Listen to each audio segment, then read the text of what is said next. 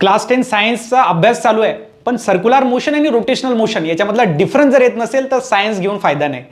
परंतु काळजी करू नका, आजच्या व्हिडिओमध्ये एकदम शॉर्ट आणि सिंपल वेमध्ये प्रॅक्टिकल थ्रू तुम्हाला सांगणार आहे what is the difference between circular motion and rotational motion.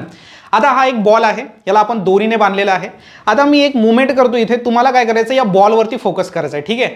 So याच्यामध्ये जेवढा आपण फास्ट करणार तेव्हा आपल्याला सर्कल दिसेल. सो इथे जर आपण बघितलं व्हॉट इज सर्क्युलर मोशन, आता एखादा ऑब्जेक्ट आहे किंवा त्याच्या जागेवर आपण बॉल घेतला, तो सर्कम्फरन्स जो आहे त्याच्या वेने, ठीक आहे, सर्कम्फरन्स ऑफ सर्कल जे आहे तिथे त्याची मुवमेंट चालू आहे, त्याला म्हणायचं सर्क्युलर मोशन. म्हणजे याच्यामध्ये एक सेंटर आहे आणि ही दोरी आहे आणि ज्याने आपण बॉल बांधलेला आहे. So that is the circular motion. म्हणजे बॉल जो आहे तो कोणती मोशन परफॉर्म करत आहे, सर्क्युलर मोशन. जर बॉल हा, ठीक आहे, एका जागेवरून दुसऱ्या जागेवर सरळ गेला तर ती कोणती मोशन असणार, लिनियर मोशन. ओके. दुसरी गोष्ट आहे रोटेशनल मोशन. याच्यामध्ये जेव्हा बॉल स्वतःच्या भोवती फिरणार, ठीक आहे, फॉर एक्झाम्पल हा बॉल आहे, हा जेव्हा स्वतःच्या भोवती फिरणार तेव्हा ती मोशन असणार रोटेशनल मोशन. हा होता महत्त्वाचा डिफरन्स जो तुम्हाला शेवटपर्यंत लक्षात राहील. व्हिडिओ जर आवडला असेल तर व्हिडिओला लाईक करा आणि सबस्क्राईब करून ठेवा चॅनलला.